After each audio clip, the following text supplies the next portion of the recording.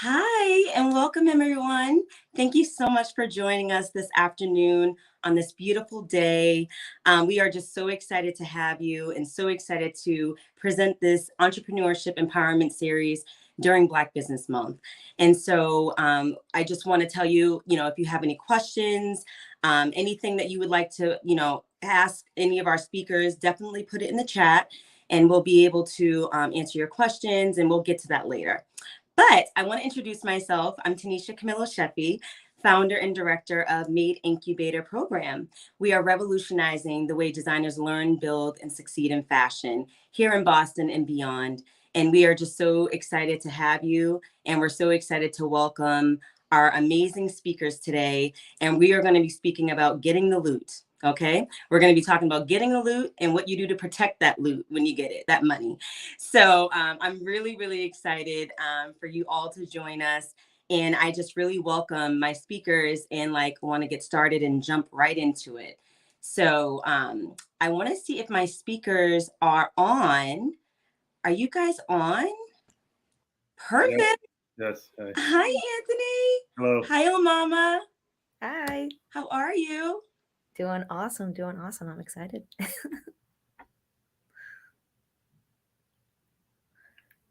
She always freezes in the best spots. She looks great. Yeah. Hi. Okay, I'm back. You're back. You guys hear me? Yes. Perfect. Welcome, guys, and thank you so much for joining us today.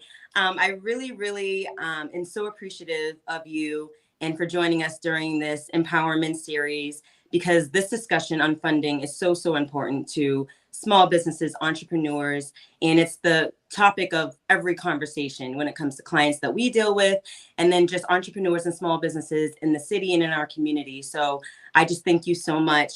I want to introduce to you our first speaker, which is Omama Marzuq. Marzuq. Yep. Marzuq. She's a New York Life insurance company agent. Omama was an accountability coach for investors before jumping into the financial sector. From owning her own business to working with entrepreneurs and mentoring entrepreneurs, Omama knows what it takes to help with their financial endeavors. And I welcome you, Omama. Thank you so much for joining. You have really been a staple in this industry with networking and just all that you do to support small businesses. So I thank you so much for being here. And I also want to welcome Anthony Price. He's Chief Loot Officer of the LootScout, founder of Many Books, and author of Get the Loot and Run, which is an amazing book. So Anthony is at the nexus of entrepreneurship, patent capital, and community. During the early days of the pandemic, he assisted the Small Business Administration with the largest lending program in the U.S., with over $1 trillion distributed to businesses. Welcome, Anthony. I know that a lot of people are really excited to hear you guys because everybody wants to talk about money. Everyone wants to talk about how to make money.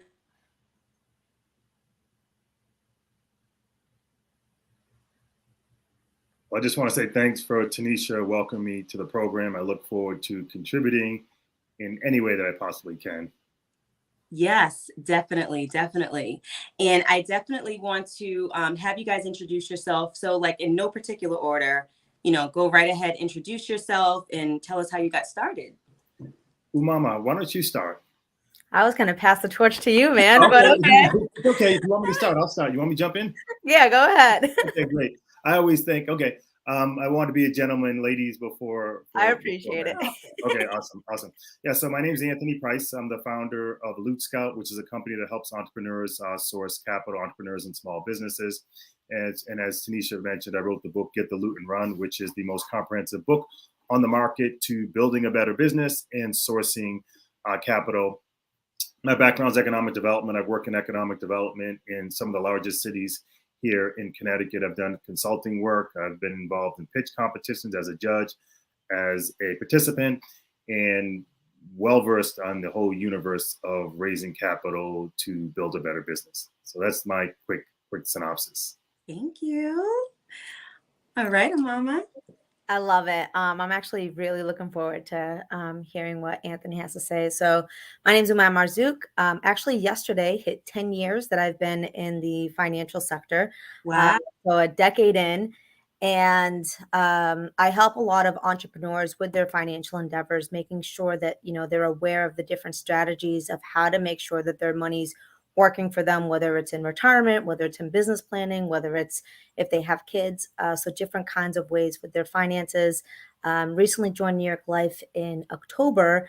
I'm a mentor with E for All, and I sit on the board for the Helen Y. Davis Leadership Academy. So just being able to give back is one of my biggest things, and I'm excited for the conversation. So thanks for having me on.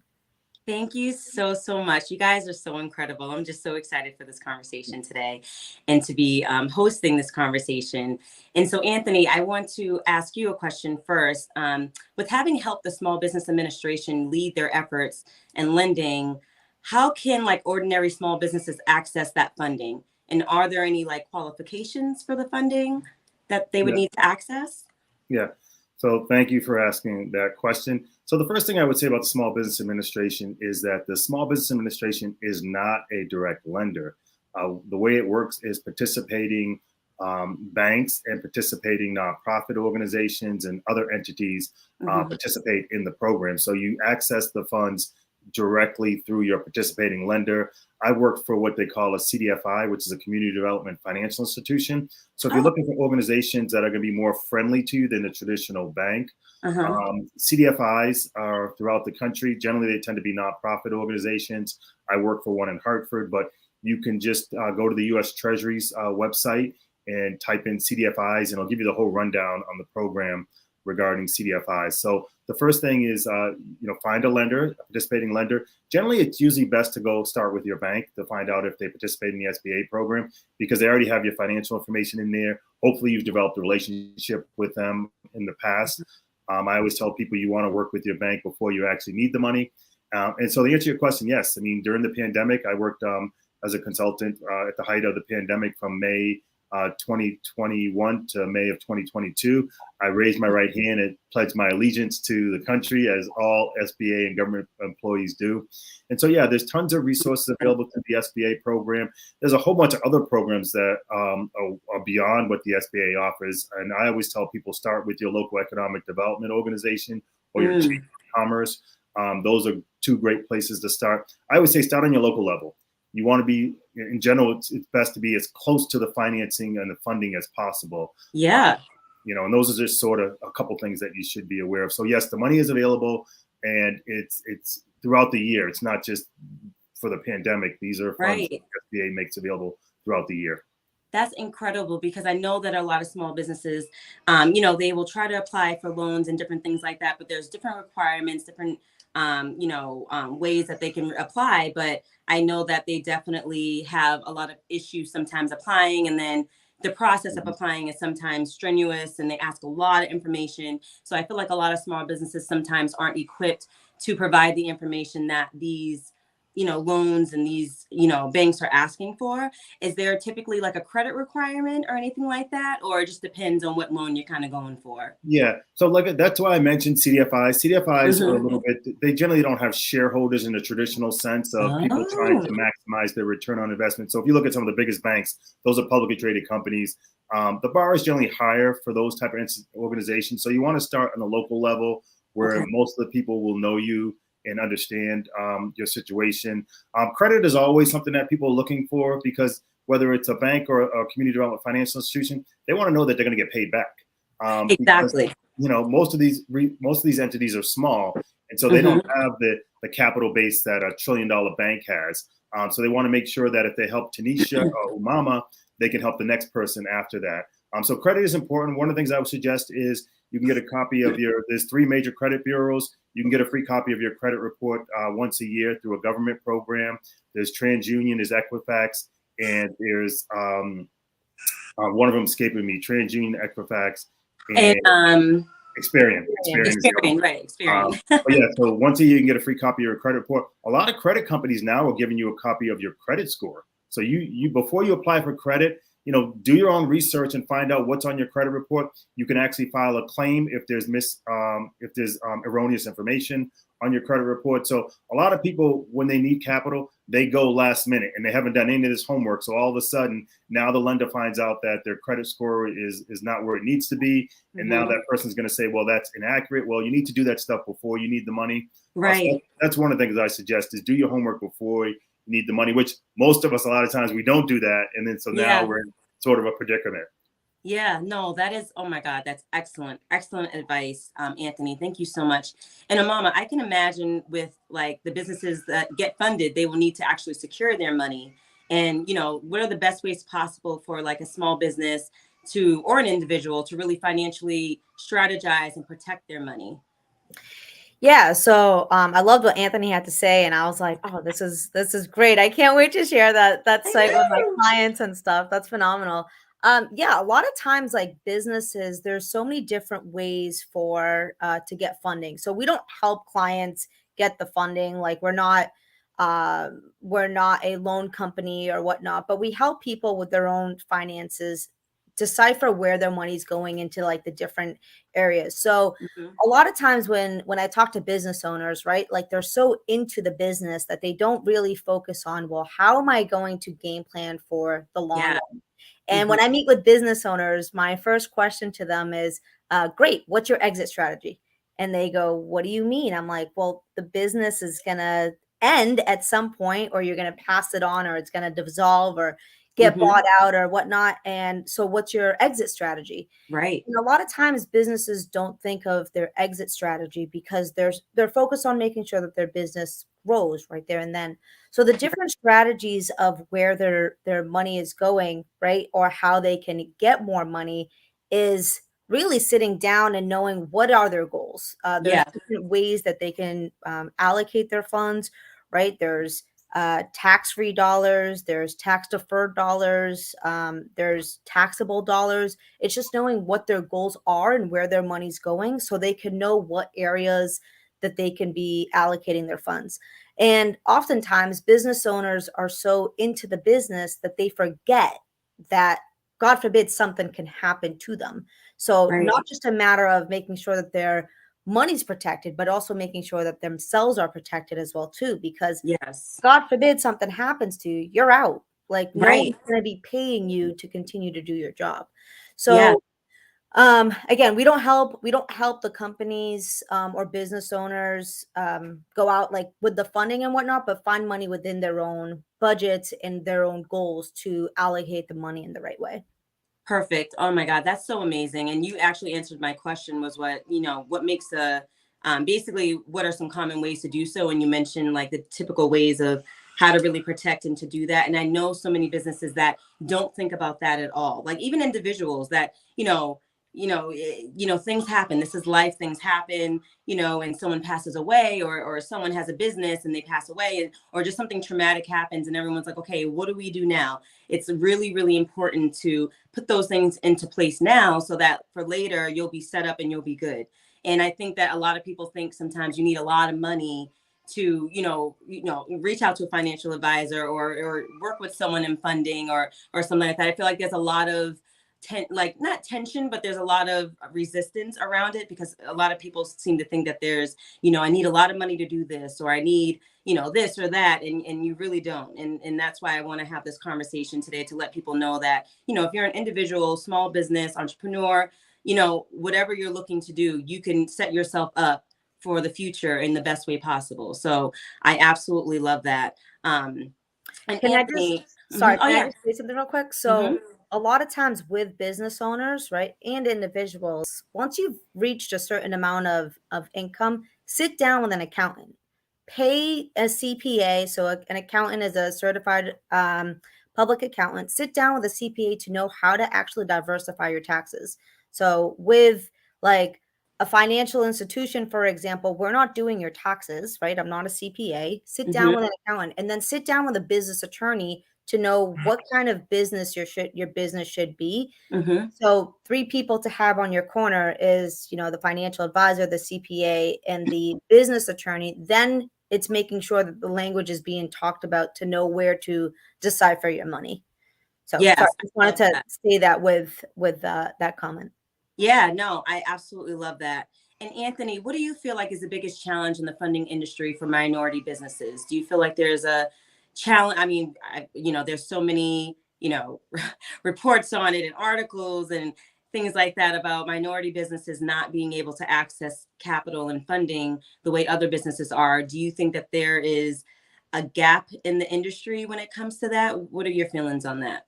Yeah. So from my experience working with the SBA for that year, when the PPP program first came online, Mhm. the bankers started doing business with who they do business with currently. And Mm. that's what most Mhm. businesses do. You do business with who you're already doing business with because you already have that information. So that was one of the biggest problems as part of the PPP program, is that a lot of entities, a lot of small businesses didn't have bank accounts. So they had no relationship. So now Wow. when you're trying to get money out, you don't want to do business with new people and learn about them, on the fly. You want to have a relationship, Mhm. such as, you want to have a relationship with Omama, at New York Life. You want Right. to work with her before you actually need, the funding or to have your financial house in order. But so one of the things I would say is business owners, a lot of Black business owners, and not all of them, because Black Yeah. businesses are not a monolith and there's all different types of businesses. But a lot Right. of the smaller businesses that are doing it on the side as a side hustle, they're not organized. So they're not even registered as an LLC. So if something Yes. happens, Mhm. they can be sued personally and they're liable for whatever assets they have. So they have no legal structure set up.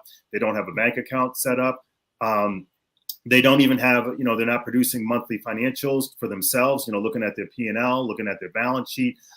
So all this stuff may seem overwhelming, but there's Yeah. many, many free resources that you can go out there and start learning this. Yeah. At the end of the day, as a CEO of your company, you're responsible for making sure your financial house is in order, whether it's getting a loan or whether it's dealing with making sure that you create some generational wealth with Omama, and so forth. So you're sitting in the CEO seat. There is no excuse. Now, certainly, people that look like us, people of color, have a difficult time raising capital. We've seen that in the venture capital industry. Oh yeah. With just recently Adam Newman, who founded WeWork, and the company blew up because of some things that he did. He just recently received a commitment from a venture capital firm for $350 million. And this is Wow. someone who basically failed. But he keeps following up. So we don't have that luxury as people of color. So we need to make sure our financial house is in order, in a number of different ways. And that's why myself and Omama are here to help. I think that is so incredible. And MadeINcubator is definitely that resource where people come to us and small businesses every day. This is what we do. And, we help them to get their LOCs and everything in order, because it's just like you said, it's so important. And there are a lot of businesses operating with they're not registered. They don't have an LLC. They don't, they're not doing any of those things. So I feel like it's a missed opportunity for us in a major way, because like you said, banks are already working with who are their clients. And if it's someone new that's not a client of theirs, they're like, okay, well, you need to become a client. And so it's like, this information is just something that everyone needs to know as an entrepreneur in a small business. Like, okay, go get your bank account, the essentials of what you need for a business. And so all of those things combined are I feel like would really help us get to the next level. And I feel like because a lot of businesses don't have that, that's when we're not able to, capitalize off of these opportunities and have our seat at the table the way we should. So Yeah. yeah. One thing I would add is that we need to make sure we're constantly investing in ourselves. And Yes. many Yes. times we're always looking for the free information, which is nothing wrong with that. But at a Right. certain point, we have to be willing to spend money on books. We have to be willing to spend money on Yes. seminars. We have to be Yes. willing to spend money on an initial consultation. If we're not Yes. willing to do that, then I don't think that, you're serious about, building yourself. Because if we're willing to spend $200 on a pair of sneakers or a nice coat or a bag or whatever, and we can't invest in our business, then that says something about, our long-term prospects. Yes, no, absolutely. I absolutely love that. And Omama, for you, are there any advice for entrepreneurs on investing and protecting like their family assets and money? Like typically, does someone need to have like a big lump sum of money to do these things, or can they start off with like a small amount? I kind of want to get into like what that money looks like, because I feel like there's a lot of hesitation when it comes to like these things in our community, because they think that a lot of people think that you need a lot of money to do certain things. So I just want to get your opinion on that and like what your true your true advice is on that. Yeah, I just want to piggyback real quick on what Yeah. Anthony was saying, like spot on by saying opening up a bank and making sure that you're registered and everything. Because oftentimes, if I sit down with a business owner and they're asking for that protection aspect or asking for, what do they do with their money? And I ask the question, are you a registered business? Well, and I'm like, the Right. second they say, well, like that, it's like, well, unfortunately, you're missing out on a lot of opportunities that I cannot talk to you regarding the business of how to protect it, how to ensure, how to make sure that you're investing in the right vehicles. So, yes, first and foremost, like Anthony said, get a bank account and do not mix your personal and your business bank account. A lot of times people, they'll intertwine it and you don't want to intertwine it because you want it two separate things. You want to be able to write off things on the business aspect of things and you want to make sure that your personal is not tied in. If you happen to pay yourself, get yourself a payroll company. So everything Anthony was just saying, with the making sure that the funding is there. I read an article saying I think that women and minority groups, I think we only get like 2% of funding in grants and stuff.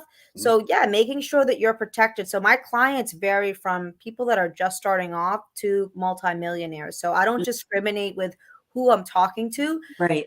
You don't need a lot of money to get started. You just need to be able to save. So for example, if someone is in a lot of debt, I don't necessarily want to be sitting down with them at first because they're not thinking about how do I save, how do I insure, how do I invest. All they're thinking about is how do I pay off my debt. So the different things of when I'm sitting down with individuals and business owners, it's knowing like what are their goals first, what are the most important things to them. I always, if it makes sense, I do approach insurance. The reason why is because insurance is not just a vehicle, like if you die, but you can use it to take money out. And a lot of time, business owners, they'll take that money out to leverage, and whether it's to invest in their business or to grow their business or get money for retirement or to get a source of a stream of income. So approaching it from that way, depending on how their business is set up, depends on what kind of investment vehicles that we're using. So that's why it's important to sit down with an accountant and a business attorney to know what your business is set up. When I have a business owner that's been in business for a year opposed to a business owner that's been in business for 10 years, it's two different conversations because the person that's 10 years, they got some skin in the game. There should be some positive cash flow. Right.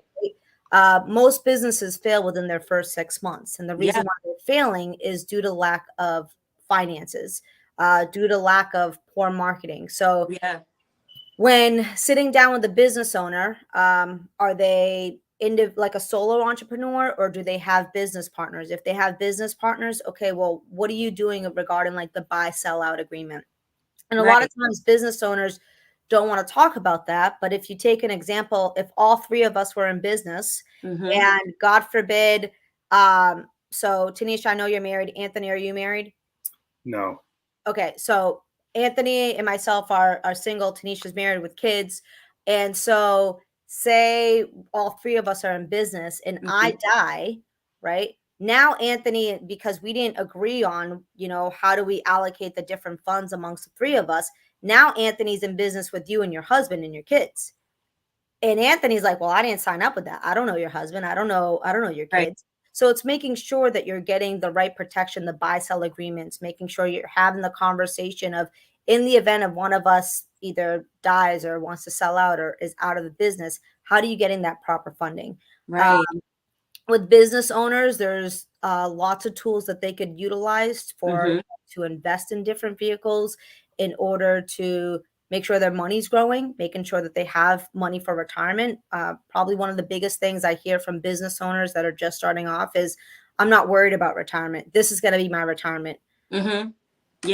Purchasing a business, it's not your baby. It's not a child. It doesn't have a heartbeat. Like, it's not gonna, it's going to give you money, but you have to be knowing what to do with that money. So it's always starting with the end in mind. How do you, what's your succession plan so you can properly fund the business? I hope that answered that question. Yeah, no, absolutely. Oh my God. Everything that you said, and Anthony, everything you're saying is so on point.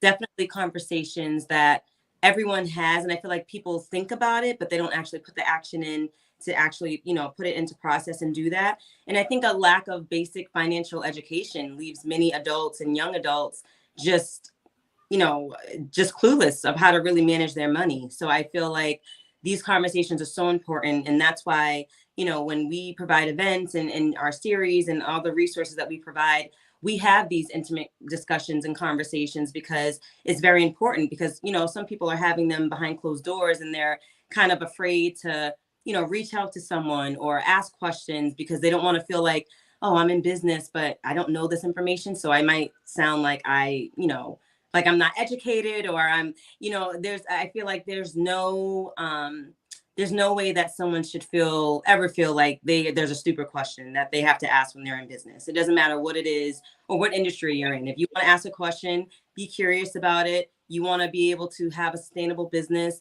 These are the things that you need to know. Like, these are the basic things you need to know. So I feel like, everyone, that's, on right now on the call, I really hope you've got your pens and your papers out, taking notes and really jotting down all of this amazing information, because these are things that you really need to know to be able to scale your business and to protect yourself. So, and Anthony, for you, what makes like a strong case for support when it comes to someone approaching like, a loan or a grant or something like that? Like, does it really depend on the industry sometimes that they look at, or what like makes a strong case for support for someone in a small business? Yeah.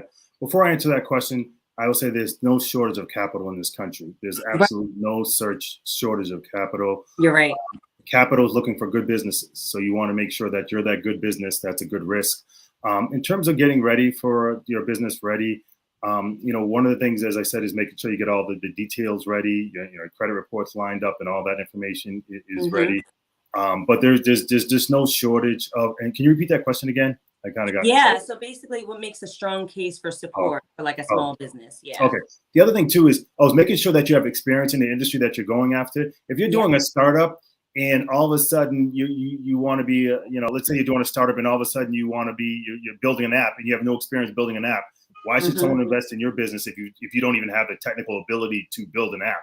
Now, if you build a team of people that have experience building apps, then that's going to reduce the amount of risk for you. When you go into a lender, banks are not in the business to lose money. So if they see, and mostly banks will not do startups. So if you're a startup, most likely do not go to a bank, go to a community development financial institution that's looking at creating jobs, retaining jobs, serving underrepresented people or underestimated people. So don't even go to a bank if you're a startup and you don't have experience. Collateral. One of the ways that lenders reduce risk is by you having collateral. So let's say, for example, if you're looking for a $100,000 loan from a bank's going to say, well, what collateral do you have? Do you own a home? And I've done this a number of times where people own a home, a husband and wife own a home, and the husband has to go home or the wife has to go home and ask the husband or the wife, and they say, no, I don't want to put my home up on the line. Well, if you don't want to put your home on the line and you're not willing to put up any collateral, why should I put my money on the line? And that happens a lot of times with people of color. We don't have those assets. And that's why I recommended going to sort of an alternative lender like a community development financial institution. So having experience in the industry that you have been involved in, having some type of credit, having some type of collateral, making sure your credit score is decent. By the way, if your credit score is below, I'd say around 680, you need to go and look and see why. Because generally the most credit scores, the highest is 850. So anything under 700, a lender's looking at, well, what's going on? And there could be reasons why your credit score is like that. For example, if you're using a high percentage of the credit that's available, let's say you have $10,000 worth of credit available and you're all tapped out, then that's going to reduce your credit score in the short term for a while. If you haven't paid bills on time, if you have filed a bankruptcy, if you have delinquencies, those are all going to lower your credit score. So mainly what you want to do is you want to reduce the level of risk for a lender. And that means having collateral. That means having experience in the business that you're doing. That means putting some skin in the game and making sure that you're putting some money into the business. So there are ways that you can reduce the level of risk. Just know that as a small business owner, you're never going to have enough capital. So you need to figure out sort of hacks on how you can get customers paying you right away. One of the things I say for restaurants, if you're opening up a restaurant next month, start selling gift cards from day one. Because that's a way that you can start putting money into your bank account right away. And all businesses can sell gift cards. There is a liability on the balance sheet for that. But that's an easy way to start raising money. And then obviously, there's a whole bunch of different other ways that we can talk about how you can raise capital. Yeah. Are there any specific like loans or grants that like maybe people can like immediately like apply for that you've heard of that are like most common like loans or grants out there?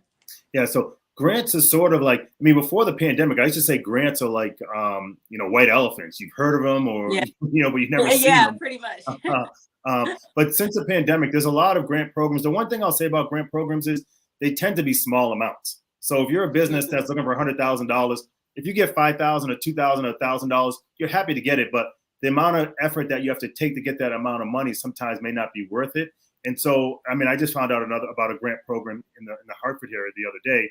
Because of the pandemic, various state entities are creating these programs. Various big, large, banking institutions or insurance agencies are creating these type of grant programs. But what I would say is, if you can get grant money, go for it. But do not make that the only strategy that you use in your business, because these grant applications, you're jumping through hurdles. You have to be almost Olympic. Yeah. You have to be Olympic pole vaulter to get over the bar sometimes that they have. Yeah. It's an emotional process. It Definitely is. an emotional process. Absolutely. Yeah. And I know even with the city of Boston, there are like some grants now where you have to become like a supplier of the city first before applying for certain grants. And that's a whole nother set of things to do and or certifications and all of these things. So it's like, there's a lot that goes into it. There are info sessions for certain grants and things like that. But again, it's a lot of hurdles that you have to go through. It's a lot. And then, grant writers, there are grant writers out there that can help out and support. But if you don't have the upfront money to kind of pay a grant writer, then it's kind of like, so it's very important to go into looking into other options when it comes to funding and resources and all of those things. You're absolutely right. And Omama, I wanted to ask you, why do you think most businesses fail? Like, do you think it's, the lack of strategy for their finances? Do you think it's, the lack of network? What do you think about that? All the above. Yeah. Yeah. I wanted to touch, like the lack of finances and, like Anthony was saying, collateral. You can actually, one of the things I tell business owners all the time is you can use life insurance as collateral. And people are like, what do you mean? You can temporarily have the beneficiary as the bank or the lender, whoever you're getting it as. And then once you get that back, change the beneficiary. Just don't die within that time frame, But yeah, just don't die. But so yeah, the lack of funding, that's the number one reason why businesses fail. And a lot of times it's that pride thing. It's like, oh, I'm in business, I got this figured out, and they don't want to reach out and ask for help. I had a friend actually on Monday reach out to me and they're like, hey, I'm ready to do some, business with you. Let's talk about finances. And I said, finally, I've only been trying to talk to you for 10 years. Right. And they said, but I just filed for bankruptcy last week. And I said, that's so unfortunate. Unfortunately, I can't do anything for you for 7 years.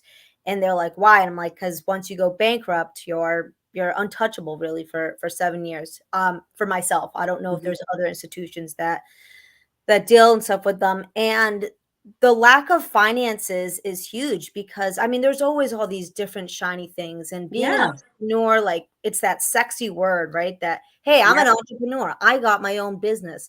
But a lot of people, if they don't understand finances, how you deal with your personal life, you're going to cater that onto your business. So I think Anthony was saying like organization, if you're not organized and you're putting your personal funds with your business funds, or saying, hey, like, I got this new watch. I need this watch for my business. Everyone wants to see that beautiful watch. I need to look good for my business.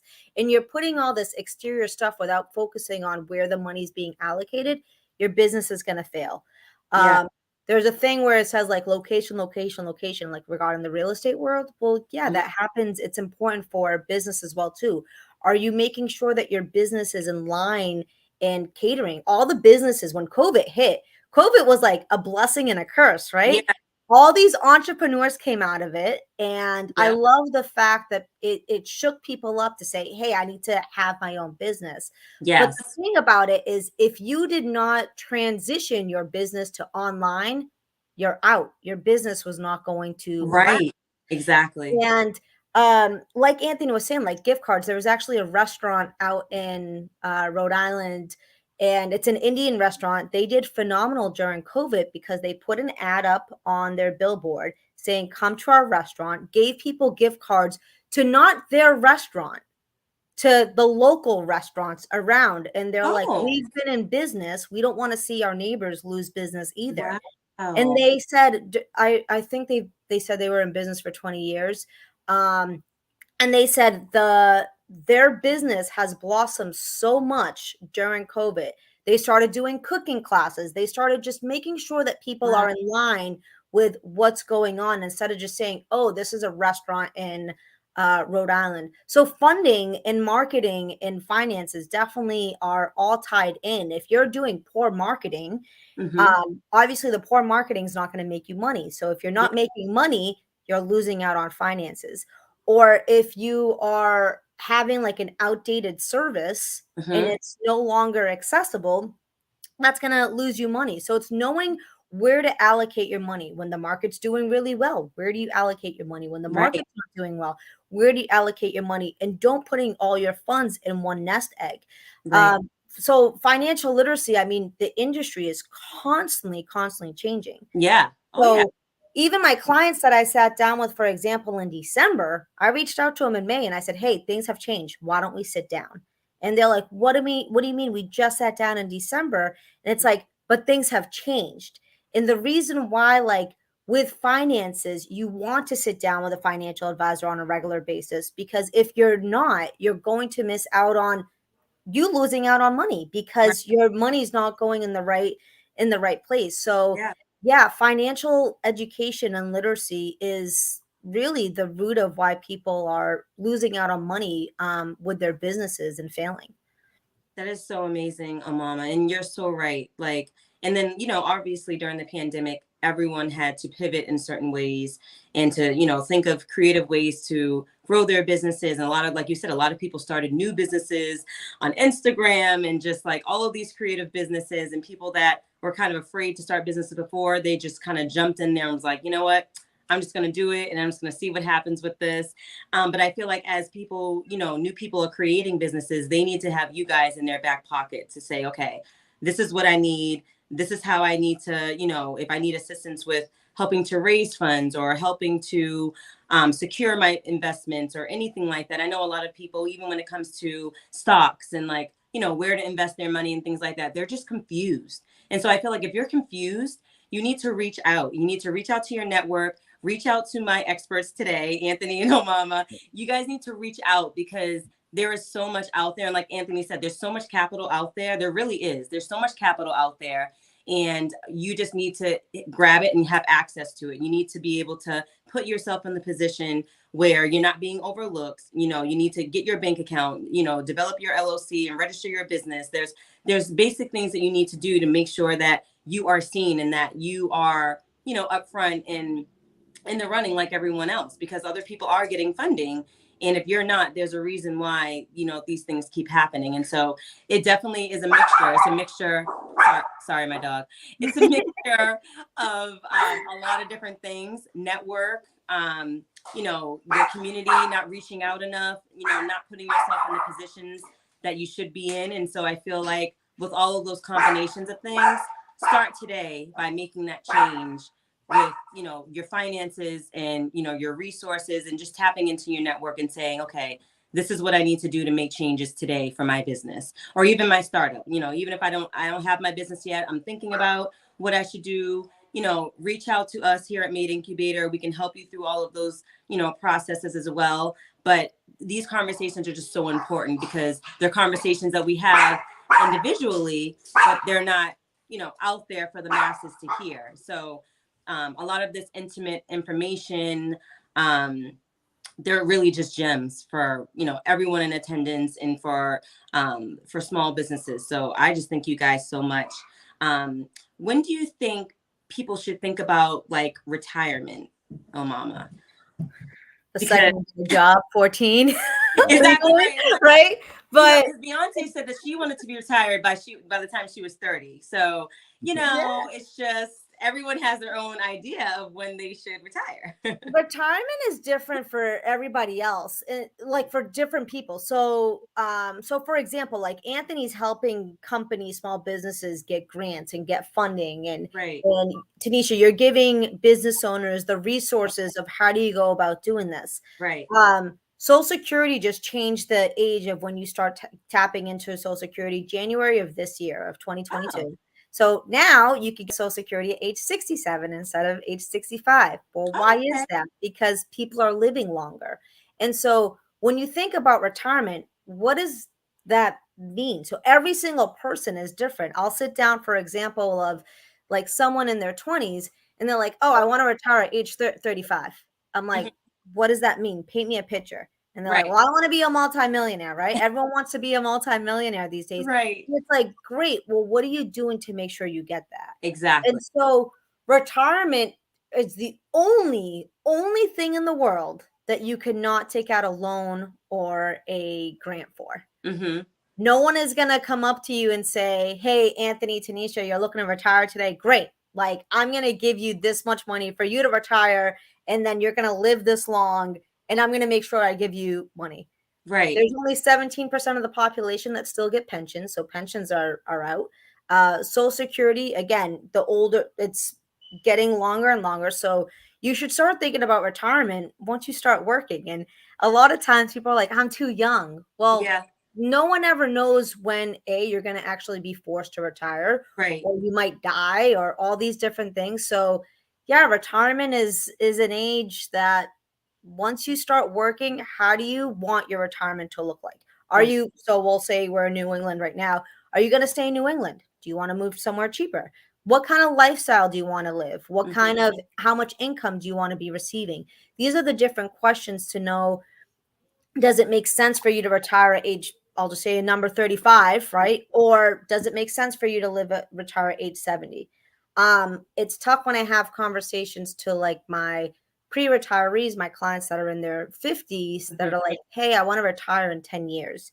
Right. And maybe they didn't financially set it up. And so I tell them, well, according to the calculations, you might have to stay working for an extra few years. Right. And no one wants to hear that, to say like you have to work a few extra years.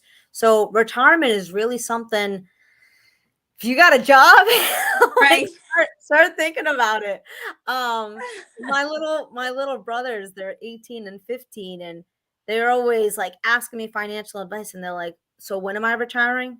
I'm like, bro, get a job first. Get a job first, and then we can start talking about when you're retiring. But yeah, once the second that let me backtrack. The second that money is going into your social security account, so like once you start working and stuff, that's when you should start thinking about, well, how do I want to retire? And you need to be aware that there's flexibility, because you might want to retire at age 60 and go live in the Bahamas, but say you're 40 and God forbid something happens to you and you're no longer able to work. So now you have a forced retirement, so thinking of how do you prepare for that. I hope that answered that.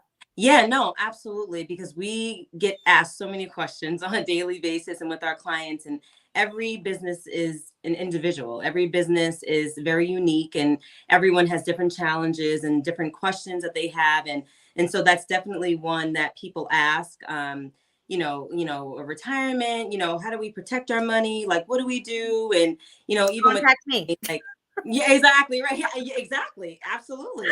And then even with Anthony, like with your book, Get the Loot and Run. I feel like there are so many gems in that book and that tell entrepreneurs how to really capture their audience and how to really, apply for these loans and these grants and things that are available. What are some like tips and tricks on, or just some information inside of the book that you can kind of tell our viewers about? And then we're going to kick it off with Q&A. So you guys definitely, everyone in attendance, make sure you get your questions out there so we can answer your questions. But I want to get into Anthony's book a little bit, because this book is amazing. And I know you have many books as well. So yeah, tell us about your book and like, you know, all the information that's not all of it, but a snippet of information that's in there. Yeah. So I wrote this book. This is the book that I wish that when I got out of college, it was available. It wasn't available at the time. So I've taken all my experiences that I've learned. One of the things I always say is that you don't have a capital problem. You have a business model problem. So once you fix your business model problem, let's say, for example, you're going to build a car that has square tires and you're saying no one's going to fund that. Well, I don't know of any square tires that actually roll. So that's a business model problem. Once you fix that, once you fix that, then you can actually go and start working on capital. So don't run to the capital first. Work on fixing your business model. And that's really what the book is about. It's about, in the beginning of the book, is all these different strategies on fixing your business, whether it's marketing, whether it's building your team, all those things. And then once you do those particular things, and by the way, the chapters are only 3 or 4 pages, so you don't have to read the whole book in one setting. Entrepreneurs don't really want to read a lot. They want to solve problems. So spend 5 minutes reading a chapter, then you can go and move forward. And then the rest of the book, about 40 different sources of capital are in the rest of the book. One of the simple things I will tell business owners is get a website. Your website, it's your front door. I mean, how can you do business if you don't have a front door? And when I was at the SBA, at one point, we were just looking for businesses that we couldn't verify certain information. So if a business didn't have a website, they didn't exist. So get a website. I remember I have a friend who has a business and she took down her website. I'm like, well, Instagram is nice. Facebook is nice. All those social media sites are nice, but they can change the algorithm at any point in time. And all of a sudden you start back at the bottom. With your website, you own that real estate. No one can take that away from you. So have a front door. That's one of the tips that I would give people regarding their business. I absolutely love that. Yes, that is your front door. And I know we get asked, and actually someone just emailed us on our MadeINcubator info email, and she's asking, she's tuned in, but she wanted to ask, if you're an entrepreneur and you're just starting out, how do you go about building a team if you don't really have the capital or the funding? Like, she wants to know how you kind of go about building a team and, you know, being able to really build yourself up to that point. Yeah. So basically, when we talk about building a team, there's many different ways you can build a team. So for example, I have Google, one of the most valuable companies in the world, working for me. So what I do in Google is I set up alerts. So if there's certain information that I'm looking for, instead of me looking for it, I set up an alert in Google, and once a week or once a month, they send me alerts. So I'm hacking the system and having $1 billion company work for me. So that's one way of building my team. There's lots of free resources. Every state across the country has small business development centers. Those are available. That's free resource. So that's also building your team. There's women business centers throughout the country. You can have those particular people working for you. So that's building your team. So right off the bat, I helped you work with $1 billion company right away. Putting Omama on your team. And so she can help you keep your money and generate wealth for the future. I know a lot of people are interested in the acronym FIRE, financially independent, retire early. She can help you do those kind of things. So build your team early. There's colleges that offer free resources. Your friends may be willing to help you. Just know that if you're not paying them, they're not going to stay up, till 3 a.m. to work for you, but they may be able to give you tips. So you can build a team. Actually, what I've done a lot of times, I've hired interns that were paid interns. I've hired people that were 1099s to do projects for me. So you can build a team without having a lot of money, but you do have to have some skin in this game if you're going to be serious about winning the game of life and the game of business. Yes. Oh my God. I absolutely love that. Hacking the system. You know what? I'm going to hashtag that. And I am going to put that out. I'm going to put it on a t-shirt. No, I'm playing. But I love that. People don't think about those things that they can do. And that's why they need people like yourself and Omama and, and MadeINcubator in their corner to really help them to navigate how to really, capitalize off of all the resources that are out there. And like you said, the SBA, there's empowerment groups, there's all sorts of things on Facebook and all types of groups that you can join to kind of help you develop and build your team there as well. But I think that that's incredible. I think that that's really, really incredible. And it's so important for really, my dog. It's so important for small businesses and entrepreneurs to know this information. Like it really, really is. And Omama, it looks like you have some questions coming in. Yeah. It looks like you have some questions coming in. It looked like you have some questions coming in. I was looking at the chat, so you might want to take a look at that. Oh yeah, I can't see them for some reason. I Okay. see the I have on my laptop, but do you see some of the questions, Anthony or Omama? Yeah, so someone had a question regarding funding, especially for student entrepreneurs looking to enter that space, because most of us are just getting started, building our credit scores. I presume it'd be more challenging for us to get access to credit lending. Where would you recommend we search for financial lending? I mean, basically, if you're a startup, the banking industry really is not designed to help startups. As I said, community development financial institutions are an option. Pitch competitions. There's a pitch competition pretty much every night in this country. There is. You know, start locally doing pitch competitions. If you're really good at pitching and you become really good at pitching, then you're going to attract attention from potential by winning the competition. And then if you win the competition, then potentially there could be local press coverage. There could be national press coverage.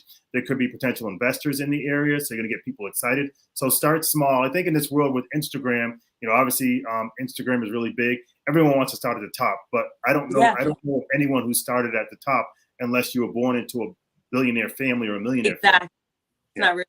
Yeah, no, absolutely. And thank you so much for reading that off. I like my vision is blurred a little bit right now. So it was a little far away, but I thank you so much. Oh, there's someone else. Is there CPA or attorneys that you would recommend?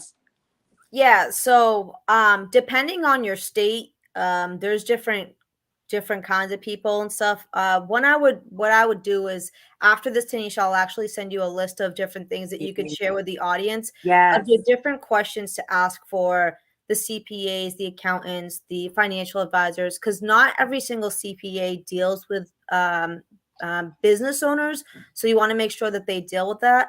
I'm indirectly associated with the National Association of Black Accountants, so that's a great resource. So NABA.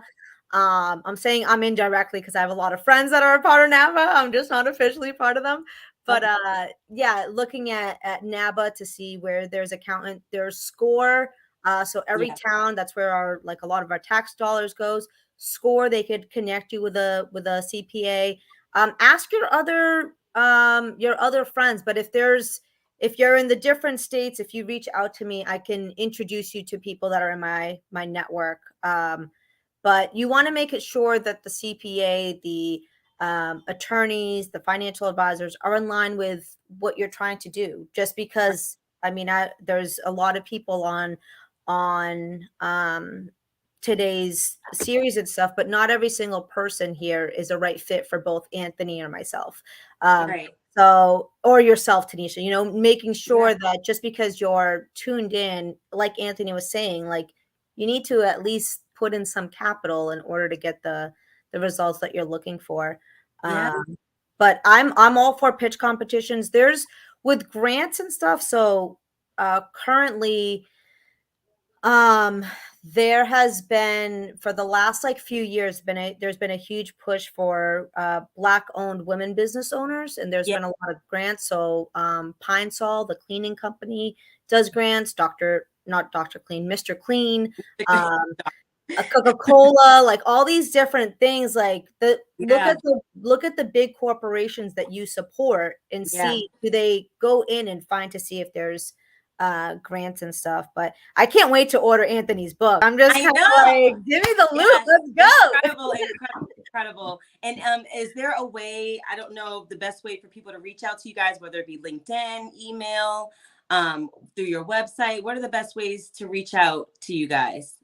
I think you just said all three. I mean, you got website, you know, Instagram. Actually, I'm more so LinkedIn. So and also the website you can do. And I think during this presentation, we've had beautiful assistants where our names and email addresses and other stuff in the video. So I don't know about you, Omama. I don't know if you have other options of contacting you. Yeah, no, same. I'm not on Instagram, so don't try to connect with me on Instagram. I have an inactive Instagram. I'm there, but I don't use Instagram. But LinkedIn is the best way, or email. Yeah, it's better to get that way. My cell phone, my phone is always next to me, so feel free to reach out. And if it makes sense for us to work together, great. If it doesn't, that's okay too. We do a lot of free workshops and stuff that people can attend to. So yes, and I just want to thank everyone so much for joining us, coming today with our amazing speakers, Omama and Anthony. It's really, really been an exciting conversation, and you guys are just so much. It's just full of knowledge. Like I could go on and on, really talking to you guys and having this conversation. I know we're only at an hour today, but I will definitely send information to our attendees with you guys, direct contact information and how to get in contact. And really, really stay supportive with the resources. We really, really want to thank our sponsor, A Maven's World, for sponsoring this series and really being committed to community. I want to thank New York Life for being a corporate vendor of this series and really supporting us in MadeINcubator's mission to really support the next generation of leaders in minority businesses. So there is one more question. There's one more question in there. I know there. She asked if there was a free consultation. So yeah, if anyone, for myself, if anyone wants to sit down with me, we could sit down and see if it makes sense for us to move forward or not. Yeah, I think the question is, what homework should startups do before attending an initial consultation? So with me, just, understanding what your business is, what is your main question? Generally all of us are busy. So if you have a specific question, have that written down. It's nice to kind of get to know someone, but for the most part, all of our time is very valuable. Right. So for me, one of the ways that you show that you respect me is paying for the book. All the information is in the book. Right. So, invest in yourself. And then now you have the book that can probably answer a lot of your questions, or go to my website. And so the free consultation is really about, what questions do you need answered? But if it's such a basic question and it's available on the internet, it's almost like you could have done that yourself. If it's more specific, then certainly I'm available. In fact, if you purchase the book today, within the next, half an hour, I'll throw in a free, 15-minute consultation. Oh, wow. Amazing, Anthony. Thank you. Order my book. There you go. Thank you. I know, right? There you go. so much. I know we're coming up on 1 o'clock.